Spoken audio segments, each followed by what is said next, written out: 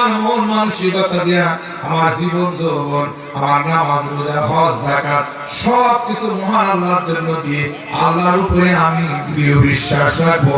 আল্লাহ বলছেন বান্দা যদি রাখো আমার উপরে বিশ্বাস আমি তোমাকে কিয়ামতের মাঠে কঠিন মুসিবতের সময় তোমাকে মুমিনের কিতাব দিয়া তোমাকে সফলতা দিয়ে দেব। হয় না বলেন আল্লাহু আকবার। প্রিয় ভাই আমার, তাই আমাকে এক নম্বর ঈমান আনতে হবে। দুই নম্বরের কথা বললাম সালাত। মুমিন সফলতা লাভ করবে যদি সালাত বা নামাজ যদি আল্লাহ আকবার পূর্ণাঙ্গভাবে নামাজ যদি ভালোভাবে পড়তে পারে। আল্লাহ পাক রব্বুল আলামিন বলেন সালাতের মাধ্যমে ইসতাঈনু বিস-সাবরি ওয়াস-সালাত, সালাতের মাধ্যমে বান্দা ভাগ্য পরিবর্তন করতে পারে। সালাতের মাধ্যমে বান্দা সাহায্য পেতে পারে। সালাতের মাধ্যমে বান্দা মান উন্নয়ন হবে। সালাতের মাধ্যমে বান্দা সফলতা অর্জন করবে। মুমিনের সফলতার দ্বিতীয় স্তর হচ্ছে নামাজ। সালাত বলে ঠিক কিনা? আমরা এখানে যারা উপস্থিত হয়েছে আপনারা মুমিনের সফলতা লাভ হবে যদি আমরা কি করি, নামাজ ঠিক মতন পড়ি। বলে ঠিক কিনা? এই নামাজ পড়তে হবে কার জন্য? যারা বলুন আল্লাহর জন্য। আমরা কি আল্লাহর জন্য নামাজ পড়ি না দুনিয়ার মানুষের জন্য নামাজ পড়ি? আল্লাহর জন্যই পড়ি, আল্লাহর জন্যই পড়ি। ভাই আমার, আল্লাহর জন্য যদি নামাজ পড়ি আমাদের চেহারায় বলবে আপনি নামাজি। আল্লাহর জন্য যদি আপনি নামাজি পড়েন আপনার চেহারা বেশ বই দেখে বলবে সব আল্লাহওয়ালা। যারা বলে ঠিক কিনা? এই জন্য নামাজ নামাজ নামাজ ছাড়া আমরা কাউকে মানতে রাজি না। তোমার নামাজ নাই তুমি আমার নেতা হতে পারো না। এই জন্য এখন থেকে যা কিছু বলবো নামাজি হতে হবে, নামাজি হতে হবে। ঠিক কিনা? এখন তো নামাজ দেন আমাদের মতনই নামাজ, বড় একটা টুপি আছে, একটা কেউ আছে, একটু পরের মধ্যে আমরা সব রকমের পোশাক করি আর ওরা পোশাক পরে আলাদা পোশাক। যেটা আপনাদের এলাকাতে অনেক আগে বেশি ছিল, এখন আর নাই। অন্য এলাকাতে আছে, ওরা আর অপব্যাখ্যা করেন। তারা আমাদের মতনই সবকিছু সেজে মঞ্চে উঠে কোরআন শরীফের অপব্যাখ্যা করে। যেমন কয়েকদিন আগে মানিকগঞ্জে একজন অপব্যাখ্যা করেছেন। লোকটার নাম কি? আবুল সরকার। দেখছেন সরকার বলে ধরে সরকার বলবো না, এই আবু বুঝতেন বলে কোন আবু বিরাবিন নাস মালিকিন নাস ইলাহিন নাস, মানে কত যে নাসার কথা বলেছে তাই আবু সরকার সহ ওই লোকজন সহ নিয়ে নাসে। ধরে বলে দেখে না কি কথা। আউযুবিল্লাহি মিন যালিক। প্রিয় ভাই আমার বন্ধুরা, আজকে জানলা পড়া থেকে শপথ নিতে হবে সব কিছু মানতে রাজি রয়েছে, কিন্তু কোরআন হাদিসের বিরোধিতা করে তাদের বিরুদ্ধে আমাদের যুদ্ধ ঘোষণা হবে। এই দেশের মহান আল্লাহ হাত তুলে দেখা। আল্লাহু আকবার, তাকবীর, আমার নেতা তোমার নেতা বিশ্বনবীর মুস্তাফা, তাকবীর। তাহলে আমাদের সকলে আমরা কোন রাজনীতিতে যাব না, তবে যে যাই যে দল করুক না কেন আমরা কোন দলের কথা বলছি না, কিন্তু কোরআন এবং হাদিসের বিরোধিতা করলে আমরা দল টল না, আমরা ওই তো কি লাঠি শরীফ নিয়ে উপস্থিত হয়ে যাবো বাবা, এতে কোনো সন্দেহ নাই। বলে ঠিক ভাই আমার বন্ধু বলে এই জন্য সফলতা আমি সালাতের মাধ্যমে আপনাকে সফলতা দিবে। সফলতা মুমিনের সফলতা অর্জনের দুই নম্বর স্তর হচ্ছে কি সালাত। তিন নম্বর হাক্কুল হাক্কুল ওয়ালিদাইনি, তিন নম্বর পিতামাতার হক, মা বাবার হক যদি আদায় করতে পারে, ও যুবকের এখানে যারা আছো মা বাবার হক যারা আদায় করবা আল্লাহু আকবার তোমাদেরকে মুমিনের সফলতার ভিতরে নামটা লিখে দেবে। পিতামাতার হক আবার কি? এই ওয়াজ করা লাগে না, আপনারা সকলে জানেন পিতামাতার হকটা কি জিনিস। আল্লাহু আকবার। মা বাবার হক কি জিনিস, কেমনে আদায় করতে হয়, মাকে মা বলে ডাকলে মা কেমন করে খুশি হয়, মাকে কেমন করে মা বললে মা খুশি হয়, বাবাকে আব্বা বললে কেমন ভাবে আব্বা বললে আব্বা খুশি হয়। এটা আমি জিহাদি শিখানো লাগবে না, প্রত্যেকটা ফ্যামিলিতে প্রত্যেকটা মানুষই তার মা বাবার খেদমত সম্পর্কে বোঝে, ধরে বলেন ঠিক কিনা? বরং সকল যারা তাকওয়া কি ফাকাল বাদুহুম লিমা কুনতু হাইলাকি সালিয়া ফাকুল্লাহ বিহা লা ইউফরিজু ফাকাল আলাহুম আল্লাহুম্মা ইন্নাহু কানা লিওয়ালিদাইহি শাইখান কাবীরা। জোরে একবার হাতটা তুলে বলুন আল্লাহু আকবার। আওয়াজ হয় না একটু জোরে। যে হাজি হুজুর চুপচাপ করে আসেন মানে হুজুর প্রতিদিন মাহফিল সুযোগ পায়, হুজুরের কণ্ঠ কি দুর্বল হয়ে গেল নাকি? আরে কেবলে আগে দাড়ি পাকবে আরো চেতা হবে, জোরে বলেন এই তো বাংলাদেশে ইউনিয়ন থেকে শুরু করে সংসদ পর্যন্ত আল্লাহর কোরআন দেখতে চাই, আমরা দেখে করতে চাই। আসির হাত তুলে দেখা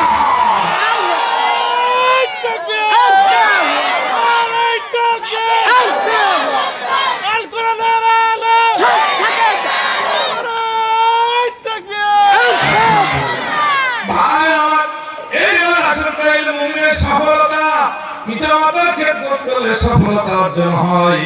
পিতারে কেমনে কেন আমরা ভালোবাসবো, বাবারে কেমনে ভালোবাসবো?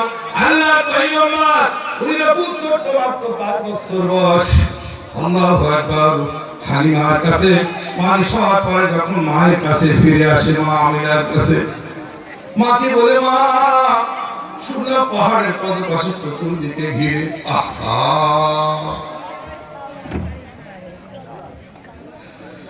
পাহাড়ের পাশে আল্লাহ পয়গম্বর আল্লাহর নবী সাল্লাল্লাহু আলাইহি ওয়াসাল্লাম ছোট্ট মানুষ, বয়স ছিল মাত্র কয় বছর? 5 বছর। যদি বলুন কয় বছর? আল্লাহ পয়গম্বর ওই সময় নাম মুহাম্মদ সাল্লাল্লাহু আলাইহি ওয়াসাল্লাম 5 বছর। মাকে বলেন মা সবাই পাহাড়ের পাশে ওই না বাচ্চা ছেলেরা খেলা করে, আমি খেলা দেখতে যাব খেলার জন্য।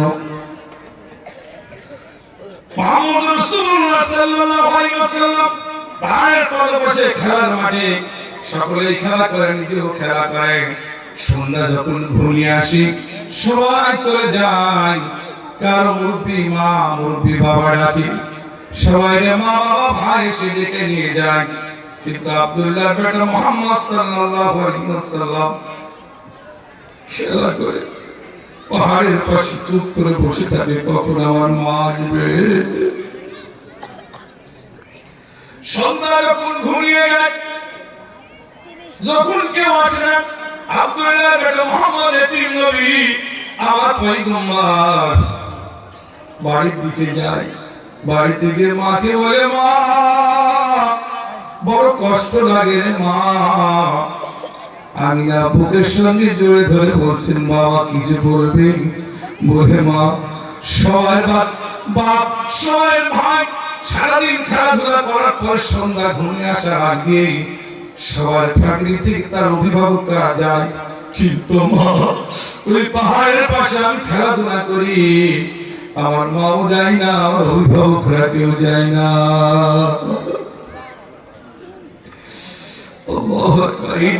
এই ছিল আমাদের এতিম নবী। আল্লাহ একদিন দুইদিন অভিযোগ করেন, আল্লাহ পয়গম্বর সাল্লাল্লাহু আলাইহি ওয়াসাল্লাম বেশ কিছুদিন পরে আল্লাহ নবী সাল্লাল্লাহু আলাইহি ওয়াসাল্লাম তার আম্মাকে বলে মা কত জায়গায় কতদিন কত জায়গায় পৌঁছালাম, মারে যদি পারো আমি একটু নানার বাড়িতে বেড়াতে যাব, মা তুমি আমারে নিয়ে যাবে কিনা? মা অমনি করে ওই দিন সুন্দর করে দুইজন মিলে যাচ্ছেন, শুধু মরুভূমি আর মরুভূমি। খেজুর গাছের একটা আমরা খেজুর গাছের নিচে বসে রইল। ছেলেটাকে বারবার বলছে বাবা মুহাম্মদ আমার বুকটা যেমন কেমন করছে, পানি পিপাসায় কাতর। আমি না চোখে পানি ছেড়ে বলছেন বেটা রে, ও বেটা তোমার কাছে আমার বড় আকুল আবেদন যে বাবা আমার পানি পিপাসায় বুকটা যেন কেমন হয়ে যাচ্ছে, আমার মনটা ভালো লাগছে না। একবার উঠে একবার বসে আল্লাহর পয়গম্বরের দিকে তাকাই, বিশ্ব নবীর সামনে তার আম্মা ইন্তেকাল করবে। আল্লাহর পয়গম্বর বিশ্ব নবী মাত্র কয়েক বছর বয়স, হাকে আপনি সহ্য করবে তিন নবী মা মা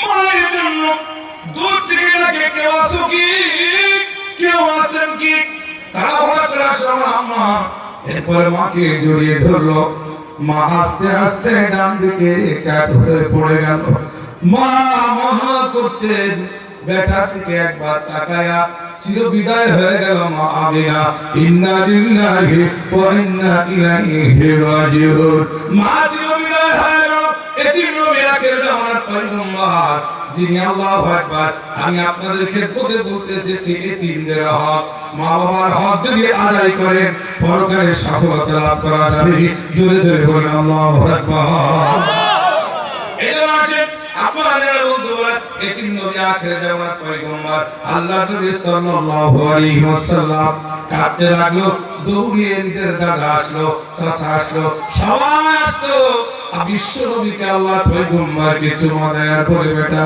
চিন্তা করো না মা মারা গেছে তো কি হয়েছে বাবা গেছে তো কি হয়েছে আমরা চাচা আল্লাহ ভাগা তোমার কাছে আছি দাদা বলে ভাই তুমি কেঁদো না মা মারা গেলে তোমার যত কষ্ট লেগেছে তোমার বাবা মারা গেছে তোমার যত কষ্ট লেগেছে আমি বাপ হয়ে আমিও বড় কষ্টের ভিতরে আছি এইভাবে আস্তে আস্তে করে লালিত পালিত হলেন তিনি আর কেউ না তিনি আমাদের নেতা তিনি আমাদের বিশ্ব নবী আখির জামানার পয়গম্বর তিনি আল্লাহর নবী মুহাম্মদ রাসূলুল্লাহ সাল্লাল্লাহু আলাইহি ওয়াসাল্লাম ওই আল্লাহ পাক রব্বুল আলামিন বলেছেন আমার আনুগত্যর পরে আমার দাসত্ব করার পরে বান্দা তোরা আমার এই নবীর অনুসরণ করো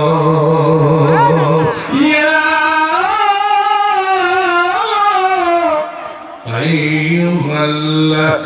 আইয়ুহাল্লাযীনা আমানু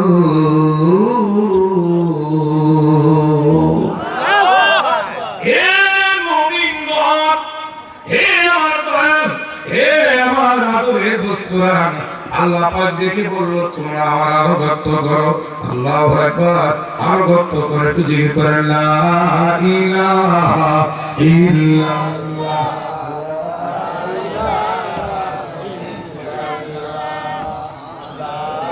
لا إله إلا الله لا إله إلا الله محمد رسول الله صلى الله عليه وسلم আমার প্রিয় ভাই এবার কি করলো তাইলে সফলতা অর্জন করা যাবে মায়ের খেদমত বাবার খেদমত করলে মুমিনরা পরকালে সফলতা হবে আর সফলতার পরিণাম আল্লাহর জান্নাত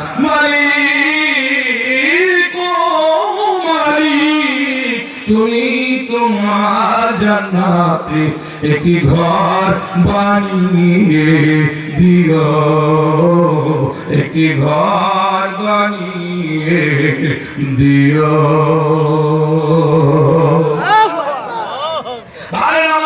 এরপরে কি করলো আল্লাহ পয়গম্বর নবী সাল্লাল্লাহু আলাইহি ওয়াসাল্লাম বড় হয়ে গেল অনেক বড় হয়ে গেল নবুয়ত প্রাপ্ত হলেন আল্লাহ নবী সাল্লাল্লাহু আলাইহি ওয়াসাল্লাম উনি মা বাবার খেদমতের কথা ভুলে গিয়েছেন আল্লাহু আকবার হুজুর সাল্লাল্লাহু আলাইহি ওয়াসাল্লাম সাহাবা হযরত আবু হুরায়রা থেকে বর্ণিত হুজুর সাল্লাল্লাহু আলাইহি বলেছেন আল্লাহ পয়গম্বর বলেছেন মায়ের অধিকার তিনবার আর বাপের অধিকার কি একবার তারপরে আল্লাহ পাক রব্বুল আলামিন সুবহানাহু ওয়া তাআলা নবীকে বলে দিলেন ও আমার পয়গম্বর বলে দাও আব্বার অধিকারের পরেই তার নিকটতম আত্মীয় স্বজন আপনাকা তাহলে মায়ের অধিকার তিনবার বাবার অধিকার একবার তারপরে তার পরিবার আহারে বর্গদের জন্য আবার এদিকে বলেছেন মা বাবার খেদমত করো মা বাবা শব্দটা না করে আল্লাহ কোরআনে সূরাতুল বনী ইসরাঈলের ভিতরে বলে দিল যদি একবার শব্দটা করে তোমার মা তোমার ব্যবহারে আল্লাহর জান্নাত তোমার জন্য হারাম হবে জোরে জোরে বলে ঠিক না ও ভাই আপনাকে আল্লাহু আকবার জান্নাত বলে ভাই আমাদের সকলের ভালোবাসা আনতে হবে মা বাবার দিকে মা বাবার ভালোবাসা আল্লাহু আকবার আনতে পারলেই সফলতা অর্জন করা হবে আলকামার জীবনের ভিতরে দেখলাম একজন সাহাবী ছিল আল্লাহু আকবার উনি যুদ্ধের ময়দানে যাবে চলে গেলেন যুদ্ধের ময়দানে ওনার মা ছিল বড় অসুস্থ। হঠাৎ করে উহুদের যুদ্ধের ময়দানে বিশ্বনবী শহীদ হয়ে গেছে, বিশ্বনবী শহীদ হয়ে গেছেন, বিশ্বনবীকে হত্যা করেছেন। এই কথা শুনে বৃদ্ধা মহিলাটা হাঁটতে পারে না, ঘর থেকে বের হয়ে একবার রাস্তায় যায়, আবার হামাগুড়ি দিয়ে ঘরের ভিতরে ঢোকে। সবার কাছে জিজ্ঞাসা করে, ও মক্কা মদিনার লোকেরা, একটু বলবে কি আমার নবীর খবর? আল্লাহ পাক রব্বুল আলামিন সুন্দর করে আল্লাহু আকবার বান্দে বারবার নবীর খবর চাই, কেমন আছে? কেউ বলে তোমার ছেলে মারা গেছে, কেউ বলে তোমার অমুক মারা গেছে। এই বৃদ্ধা মহিলা চোখের পানি ছেড়ে দেয়, কাঁদে আর বলে, কে মারা গেল, কিভাবে মারা গেল, এটা আমার জানার কথা না। আল্লাহু আকবার। কে মারা গেল, কে মারা গেল, এটা আমার বিষয় না। আমি জানতে চাই আমার নবীর খবর। জোরে বলেন সুবহানাল্লাহ। কি মহব্বত, কি আদরের বস্তু। আল্লাহু আকবার। আল্লাহ পয়গম্বর নবী বিশ্বনবী সাল্লাল্লাহু আলাইহি ওয়াসাল্লাম এই কথা বলার পরে আল্লাহু আকবার, আল্লাহু আকবার। এরপরে আলকামা রাদিয়াল্লাহু তাআলা যুদ্ধের ময়দানে অনেক বেঈমান কাফেরদের সাথে যুদ্ধ করলেন। যুদ্ধ করার পরে তার শরীরটা আল্লাহু আকবার এত রক্ত, এত তীর লেগেছে, রক্তে রঞ্জিত হয়ে গেছে, রক্ত মাখা শরীর নিয়ে বাড়িতে ঢুকলো। ওদিকে আলকামার মা জানালা দিয়ে দেখলো আমার বেটা আমার ঘরের ভিতরে ঢুকছে। বারবার বলছেন, বাবা আলকামা একটু খবর বলে যা, খবর বলে যা। মা যখন ডাকছেন, মায়ের কথা না শুনে আলকামা মনে মনে চিন্তা করলো, আমি যদি এখন, আল্লাহু আকবার, আমি যদি এখন ঘরের ভিতরে মায়ের সামনে যাই, আমার শরীরের রক্তগুলো দেখে আমার মা বড় কষ্ট হবে, আমার মা বেহুশ হয়ে যেতে পারে। এই জন্য নিজের ঘরে না ঢুকে আলকামা রাদিয়াল্লাহু তাআলা নিজের ঘরে ঢুকে রক্ত মাখা জামা কাপড় খুলে শরীরটা মুছে সঙ্গে সঙ্গে মায়ের কাছে চলে গেল। ও মা, আমি আলকামা, ঘর একটু দরজাটা খোলো। আলকামার মা বললেন, বেটারে তোর জন্য আমার অভিশাপ আমার পক্ষ থেকে, কারণ আমি এতবার তোমারে ডেকেছি, তুমি আমার কথা না শুনে সর্বপ্রথম তোমার ঘরে ঢুকেছো, এই কারণে আমি অভিশাপ দিয়ে দিলাম। আচ্ছা বলেন, এটা তো ছেলের দিক থেকে ঠিক আছে, আবার মা অভিমান করে ফেলেছে, এর ভিতরে তো ভুল হওয়ার কথা না। ধরে বলে ঠিক না? কিন্তু দেখেন, এই সামান্য একটু ভুল বোঝাবুঝির কারণে মৃত্যুর সময় কালিমা জারি হচ্ছে না। তাই মা বাবার সাথে খারাপ ব্যবহার করলে দেখেন মা কি জিনিস। কতদিন আমার মা আমার জন্য কেঁদেছে, সেই মায়ের পাশে আমরা দাঁড়াতে পারি না, অথচ শাশুড়ি আমার একটু জ্বর হলে আমরা সেখানে উপস্থিত হয়ে যায়। কিন্তু মা একটা পান পাতা, একটা আপনার হচ্ছে সামান্য একটা ট্যাবলেটের কারণে মা বারবার ছেলেকে বলে, বাবা এটা আমি ভুলে গেছি। জোরে বলেন ঠিক কিনা? ভাই আমার বন্ধুরা, এই জন্য আপনাদের ক্ষেত্রে বলতে চাই, আল্লাহ পাক রব্বুল আলামিনের পয়গম্বর আল্লাহ নবী সাল্লাল্লাহু আলাইহি ওয়াসাল্লামের জীবনের ভিতরে দেখলাম যে পিতামাতার হক আদায় করলে মুমিন বান্দারা সফলতা অর্জন করবে। কেমন করে? আলকামা রাদিয়াল্লাহু যখন কথা বললেন না, মাকে বললেন, মা দরজা খুলে, বলে না না, একদিন, 2 দিন, 3 দিন, 5 দিন, 10 দিন চলে ফিরে মা কথা বলে না। আলকামা অসুস্থ হয়ে পড়লো, শরীরের সমস্ত কাটা ক্ষত বিক্ষতটা পছন্দ হয়ে গেল। আলকামা আল্লাহ পাক অসুস্থ হয় আর মৃত্যু শয্যায় ঢলে পড়লো। সাহাবায়ে কেরাম এসে সকলে কালিমা পড়াতে চায়, আলকামার জবান বন্ধ হয়ে মুখ দিয়ে আর কালিমা পড়তে পারে না। ও বন্ধুরা, মা খেয়াল করুন, মা ছেলে সন্তানদের অভিশাপ দিও না রে মা। ছেলে সন্তানদের অভিশাপ দিলে আল্লাহর আরশ কেঁপে যাবে। একটু খেয়াল করুন, আল্লাহ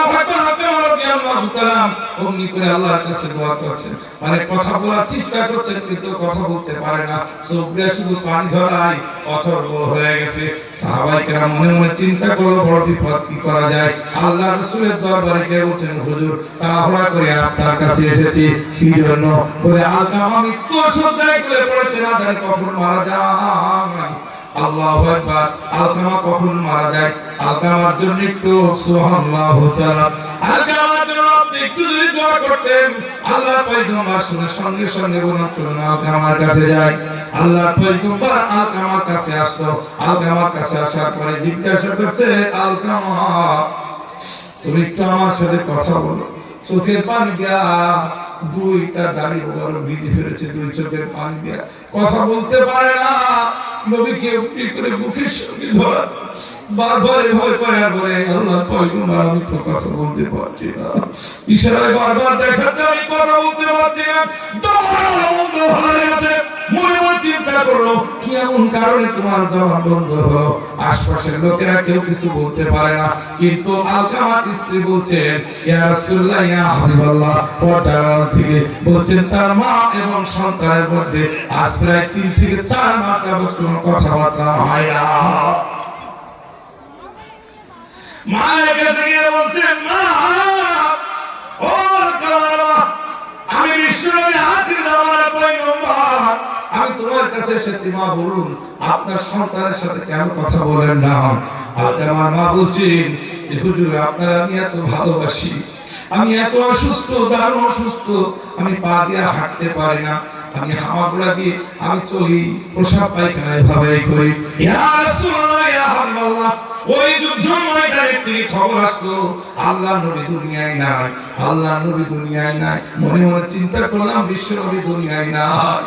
আমি বারবার করে সবার কাছে খবর দেই যে আমার বিশ্ব নবী খবরটা সঠিক করে বলো, কেউ খবরটা দিতে পারলো না। আমি কাঁদতে কাঁদতে ঘরের মধ্যে এসে আল্লাহর কাছে দোয়া করতে, আল্লাহ আমার সন্তানকে তুমি গাজী বানাইয়া ফেরাও, আমার সন্তানের মধ্যে আমি বিশ্ব নবীর কথা আমি শুনবো। জোরে বলেন সুবহানাল্লাহ। কিন্তু হঠাৎ করে আমি লক্ষ্য করে দেখলাম আমার সন্তান গাজী হয়ে ফিরলো বটে। আমি অপেক্ষা করে আমি ডাক দিলাম, বাবা আলকামা, একবার না দুইবার না কয়েকবার ডাক দিলাম। আলকামা অমনি করে বলছেন, আম্মা আসছি, একটু অপেক্ষা করুন। আমার মনের ভিতরে একটু রাগ হলো যে আমার রাসূলের খবর আমার মা সন্তানের মুখ দিয়ে শুনবো, কিন্তু খবরটা দিল না। ওই দিন থেকে আমার সন্তানের সাথে আর কথা বললাম না। আধা ঘন্টা পরে আমার সন্তান আসলো, এসে বলছেন, মা দরজা খোলো, দরজা খোলো, আমি অভিশাপ দিয়ে দিয়েছি তোমার সাথে, তোমার মতন সন্তানের সাথে আমি কথা বলবো না। ইয়া রাসূলুল্লাহ, 4টি মাস ধরে আমি কথা বলি না। আল্লাহর পয়গম্বর এই কথা শোনার পরে চোখ দিয়ে ঝরঝর করে পানি বের করার পরে, আম্মা জান, ও আম্মা জান, আপনার কলেজার টুকরো সন্তান আপনার অভিশাপের কারণে জবানটা বন্ধ হয়ে গেছে, কালিমা পড়তে পারছে না। আপনি একটু আল্লাহর কাছে দোয়া করেন, না হইলে আলকামার জবান খুলবে না।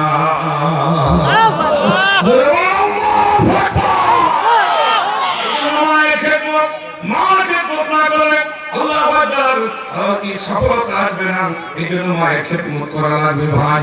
এরপরে কি করলো, আলকামাকে বারবার বুঝালেন।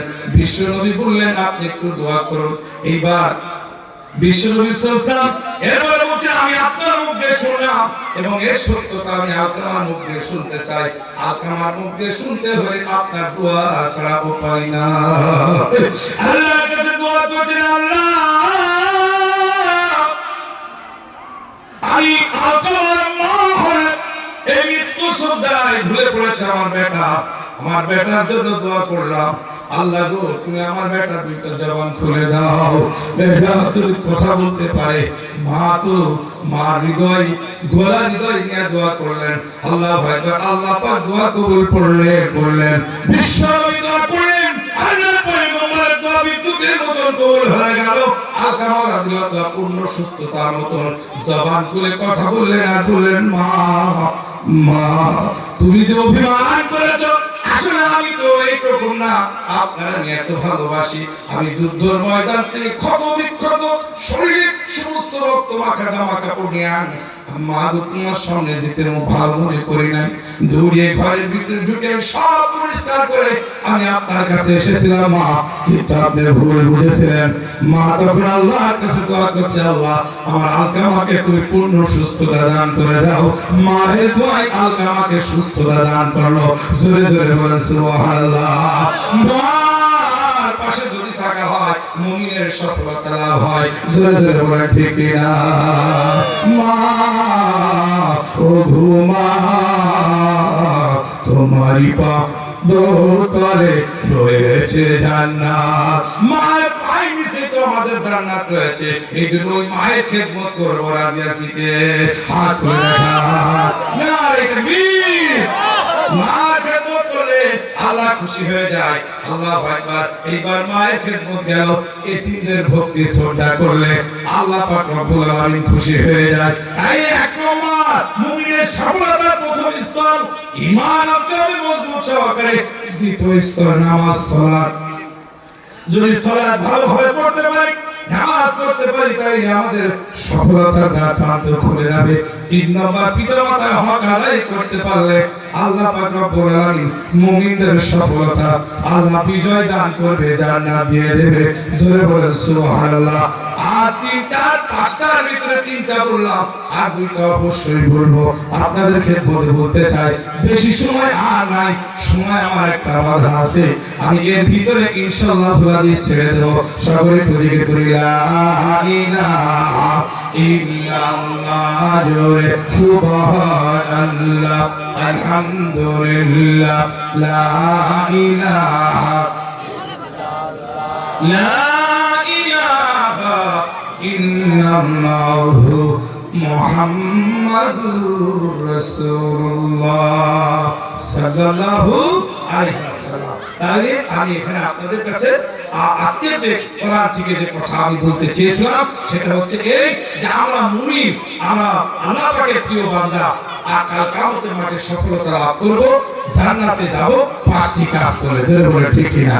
5টি কাজের ভিতরে 1 নম্বর কাজ হলো ঈমান, 2 নম্বর কাজের কথা বলেছে কি বাবা? সালাত। আর 3 নম্বর পিতামাতার হক যদি আদায় করতে পারি আল্লাহ কবুল করবে। আর এই 4 নম্বর কাজটি আমাদের বড় গুরুত্ব, সেটা হচ্ছে কি? সমাজের ভিতরে আকিমুদ্দিন, দ্বীন প্রতিষ্ঠার আন্দোলনের সহযোগিতা করতে হবে। আপনারা পারবেন তো? পারবেন? আল্লাহু আকবার। আর 5 নম্বর সফলতা হবে এতিমদের প্রতি আমাদের ভক্তি শ্রদ্ধা যদি করতে পারি, তাহলে আল্লাহ আমাদের সফল। কারা এতিমদের পক্ষে থাকবে? হাতটা তুলে দেখি। আল্লাহ হাতটা তুলুন। আল্লাহ তুমি কবুল করে নাও, আমিন। এইবার আসেন, আল্লাহু আকবার। আসেন, এতিমদের জন্য কিছু সহযোগিতা আপনারা হাত বাড়ায় দেন। আমি আপনাদের জন্য দোয়া করব।